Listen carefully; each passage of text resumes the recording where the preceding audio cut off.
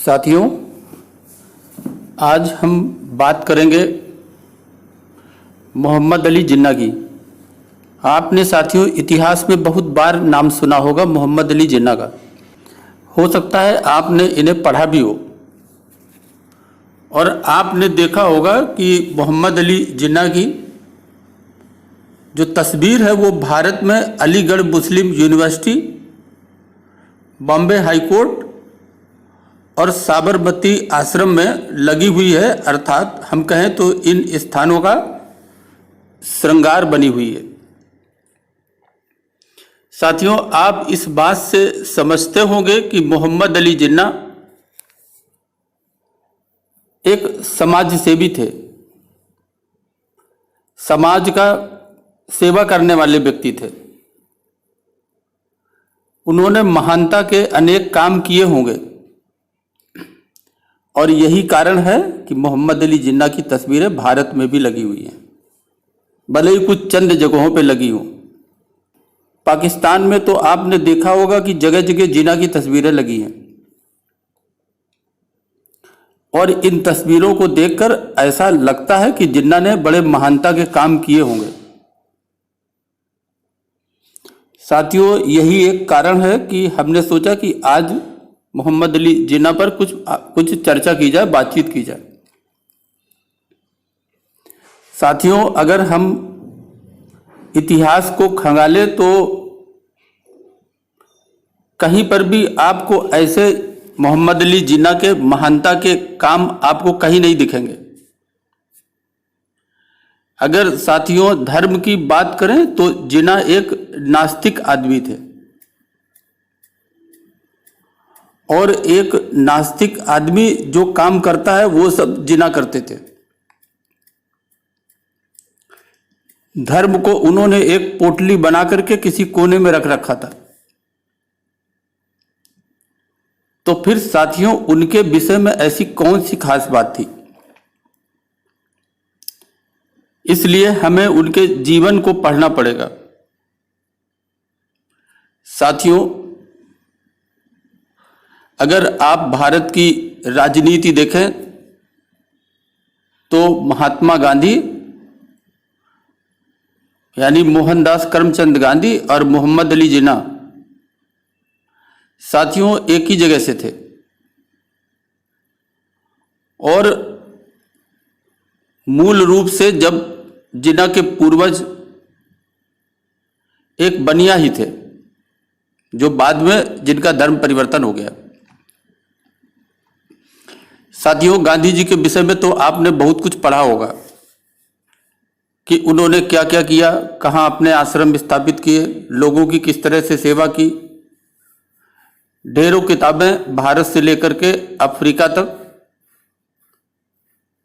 किताबों में उनका वर्णन है। हो सकता है गांधी के विचारों से आप सहमत न हो, हर व्यक्ति में कुछ ना कुछ कमियां होती हैं, हो सकता है उनमें भी कुछ कमी रही हो। लेकिन साथियों अगर मोटा मोटा देखें तो गांधी हिंदू मुस्लिम एकता के नाम पर मुस्लिम को ज्यादा तरजीह देते थे, ज्यादा फेवर देते थे।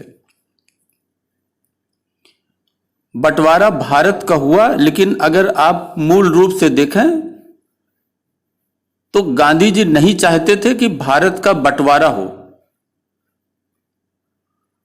वहीं साथियों मुस्लिम लीग के मोहम्मद अली जिन्ना थे जिनकी अंग्रेजों से अच्छी मेल खाती थी और अंग्रेजों से मिलकर हर हालत में वो पाकिस्तान बनाना चाहते थे। अगर इस मामले में मोहम्मद अली जिन्ना का कोई रोड़ा था वो थे गांधी जी, क्योंकि महात्मा गांधी को जितना हिंदू मानता था उससे कहीं अधिक इस देश का राष्ट्रवादी मुसलमान मानता था। तो हम कह सकते हैं कि मोहम्मद अली जिन्ना का अगर कोई रोड़ा था तो वो मोहनदास करमचंद गांधी थे। साथियों, जिन्ना की एक आस थी, जिस तरह से लोग गांधी जी के पीछे चलते थे, गांधी जी के पीछे उनके तमाम असंख्य अनुयायी थे दुनिया में उनकी जो ख्याति थी, भारत में जो उनकी ख्याति थी, भारत का एक बड़ा वर्ग जो उनके साथ उठ खड़ा होता था, यही सब कुछ जीना चाहते थे। लेकिन गांधी जी के तरह परिश्रम करने की उनके अंदर साहस नहीं था। इसके लिए जिन्ना ने एक खेल खेला। ऐसे नास्तिक आदमी ने धर्म का खेल खेला, और हम ये कह सकते हैं कि मोहम्मद अली जिन्ना इस्लाम धर्म को नाम पर खेल खेलने वाला एक नास्तिक खिलाड़ी ही बरता, क्योंकि उसे पता था कि इस प्रकार से हम धर्म के नाम पर खेल खेलते हुए एक मुकाम हासिल कर सकते हैं, लोगों से उकसाकर उनकी धार्मिक भावनाओं को भड़काकर हम उस मुकाम पर पहुंच सकते हैं जहां मोहनदास करमचंद गांधी हैं। साथियों, जैसा कि मैंने बताया, जिन्ना एक नास्तिक थे, लेकिन उनकी जो सियासत थी वो इस्लामी सियासत थी। वो सदैव अंग्रेजों के सहयोग की भूमिका में ही रहे। कांग्रेस जो स्वतंत्रता के लिए आंदोलन कर रही थी, उसका हमेशा लाभ उठाते रहे। हम कह सकते हैं कि जो कांग्रेस के जो लोग थे और जो कांग्रेस छोड़ करके गए लेकिन आजादी की भूमिका में थे, उन लोगों का लाभ उठाना चाहते थे। अंततः धर्म के नाम पर पाकिस्तान बनवाने में कामयाब रहे। बस यही एक उनके जीवन की उपलब्धि है। साथियों, जिन्ना का कोई समाज सेवा या लोक सेवा का कोई दूसरा इतिहास नहीं है। अगर हम इनके पूर्वजों की बात करें कि हो सकता है इनके पूर्वजों का कोई ऐसा इतिहास रहा हो, तो साथियों, जिन्ना के पूर्वज मुल्तान के हिंदू थे। वो वैश्य समाज की लोहाना जाति से थे। इतिहास बताता है कि लेन देन करने वाली इस जाति का एक बड़ा हिस्सा 17वीं सदी के अंत और 18वीं सदी की शुरुआत में सिंध से काठियावाड़ आकर बस गया था। उनमें से कई परिवारों ने 18वीं सदी के पहले या दूसरे दशक में इस्लाम कबूल कर लिया था। साथियों, जिन्ना के दादा पुंजा भाई का परिवार भी उनमें एक था। जिन्ना के दादा एक धर्मपरायण हिंदू प्रेम जी भाई मेघ जी ठक्कर थे। प्रेम जी भाई के 3 बेटे थे, गंगजी, नत्थू एवं पुंजा। पुंजा को झिनिया कहते थे, झिनिया माने छोटा। जिन्ना के पिता का नाम झिनिया और पुंजा भाई प्रेम जी भाई ठक्कर था। साथियों, जिन्ना का पूरा नाम मोहम्मद भाई झिनिया भाई ठक्कर अथवा हम कह सकते हैं कि एमजे ठक्कर था। साथियों, ये उस समय की बात है जब जिन्ना कराची के लॉरेंस रोड पर स्थित Christian missionary society high school में पढ़ा करते थे। तो उन्हीं दिनों उनके भावी प्रतिद्वंदी मोहनदास करमचंद गांधी भी राजकोट स्थित एक क्रिश्चियन शिक्षण संस्था अल्फ्रेड हाई स्कूल के विद्यार्थी थे। साथियों, जनवरी 1893 में जब मामद अर्थात जिन्ना स्कूल इंग्लैंड गए तो उन्होंने नए नए नाम आजमा कर देखा।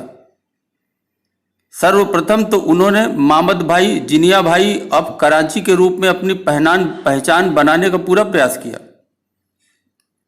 और फिर मोहम्मद जे ठक्कर प्रयोग करना शुरू कर दिया, जिसमें झिनिया की जगह जीना प्रयोग किया गया। लेकिन अंततोगत्वा उन्होंने मोहम्मद अली जिन्ना या एम ए जिन्ना को स्थायी नाम के रूप में अपना लिया। साथियों, अगर इनकी राजनीति देखी जाए तो मोहम्मद अली जिन्ना 1896 में भारतीय राष्ट्रीय कांग्रेस में शामिल हो गए थे। लेकिन साथियों, 1913 आते आते 1913 में जिन्ना मुस्लिम लीग में शामिल हो गए, और जब 1918 आई तो जिन्ना ने एक पारसी धर्म की लड़की से दूसरी शादी कर ली। साथियों, इसी में 1940 के लाहौर अधिवेशन में जिन्ना ने अपना प्रभाव डालकर एक प्रस्ताव पारित कराया जिसमें कहा गया कि मुस्लिम लीग का मुख्य उद्देश्य पाकिस्तान का निर्माण है। साथियों, इस प्रकार जिन्ना ने जो सेकेंड वर्ल्ड वॉर हुआ उसके दौरान ब्रिटेन की काफी मदद की, क्योंकि वो अंग्रेजों के काफी करीब थे। और 1942 में जो भारत छोड़ो आंदोलन हुआ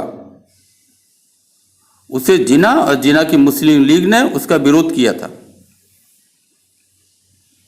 साथियों, अगर आप इतिहास देखें तो जिन्ना पाकिस्तान बनाने की उतावलीपन में पागलपन की हद तक पहुंच गए थे। 15 अगस्त 1946 को उन्होंने हिंदुओं के खिलाफ जो डायरेक्ट एक्शन प्लान का फरमान जारी किया, उसमें साथियों भारत में लाखों हिंदू मारा गया।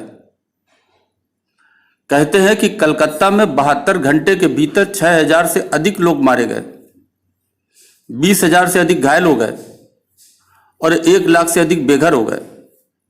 इसे ग्रेट कलकत्ता किलिंग भी कहा जाता है। साथियों, जिन्ना की मृत्यु रात 11:20 पर पाकिस्तान के निर्माण के ठीक 1 साल बाद 11 सितंबर 1948 को कराची में उनके घर पर हुई। और साथियों, यहां भी एक विवाद हुआ। जिन्ना के दफनाए जाने का सवाल खड़ा हुआ। जिन्ना के दफनाए जाने पर सिया सुन्नी भेद पैदा हो गया। उनकी बहन फातिमा जिन्ना ने घर में एक सिया के अंतिम संस्कार की व्यवस्था कर ली थी, जबकि जो पाकिस्तान राज्य है उसने सार्वजनिक रूप से एक सुन्नी अंतिम संस्कार नमाजे जनाजा की व्यवस्था की थी, जहां अब कराची में मजारे कायद है। तो साथियों, आप ये समझ सकते हैं कि ऐसा व्यक्ति जो कि नास्तिक था, जिसका इस्लाम से दूर दूर तक कोई संबंध नहीं था, केवल उनके नाम से ही उन्हें इस्लामिक हम समझ सकते हैं, लेकिन उसी इस्लाम का फायदा उठाकर लोगों को भड़काकर, लोगों की भावनाओं से खेलकर एक भारी समूह इकट्ठा किया, उसका वो नेता बना, अंग्रेजों के करीब रहा और इसका लाभ उठाते हुए उसने सबको धता बताते हुए मजबूर कर दिया। और इस मजबूरी में पाकिस्तान का निर्माण हुआ।